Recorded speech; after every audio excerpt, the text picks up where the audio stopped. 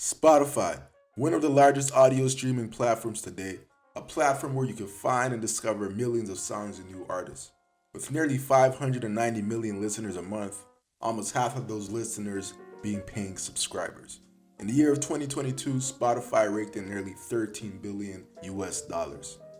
With that revenue generated, Spotify paid and continues to pay nearly 70% of its net revenue back to its creators.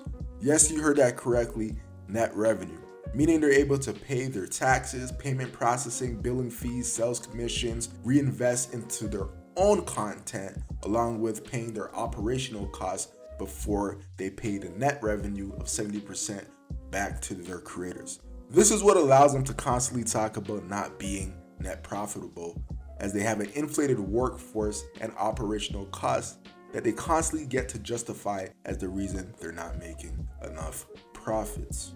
Over the last few years, we've seen a concentrated effort from Spotify to invest in exclusive content. It's a big reason why they threw millions of dollars at content creators like Joe Rogan, Joe Budden, DJ Academics, the Obamas, Prince Harry and Meghan Markle, and many other notable people to come to Spotify for exclusive deals. It was the intention of Spotify to push their own exclusive content on the platform so viewers would tune into them as opposed to other creators. It's a very similar practice that other streaming platforms such as Netflix and Hulu have engaged in over the last few years. Once they got a decent number of market share from licensing content on their platforms, they went on to both invest billions of dollars into creating their own content. For both platforms, that bet has seemed to be a worthy one, as they have seen success in a number of projects that they developed over the last few years. Spotify's overemphasis on creating exclusive content really just has to do with them not wanting to pay creators their true value. Currently, Spotify pays its creators through a program called StreamShare. Generally, for every stream generated, the program pays a third of a cent to half a penny per stream, which works out to be about $3 to $5 per 1,000 streams, $30 to $50 for every 10,000 streams, $300 to $500 for every 100,000 streams, and about $3,000 to $5,000 for a million streams generated. This number could really change depending on the region, meaning depending where that stream is coming from will dictate the value of that stream. Countries like the US, Canada, and England typically pay on the higher side as their streams hold more weight as compared to a country like Mexico or Brazil, where their streams are a little more on the lower side of the value of a stream. Another factor that has to really be considered is the payouts to the artists typically go through their distribution labels first, so the artists don't really get payouts from Spotify directly. Each artist has a different deal in place, so the actual payout will vary depending on the deal that they have in place with the label that they are signed to. This is a pretty typical approach that most audio streaming platforms have. It's not exclusive to Spotify.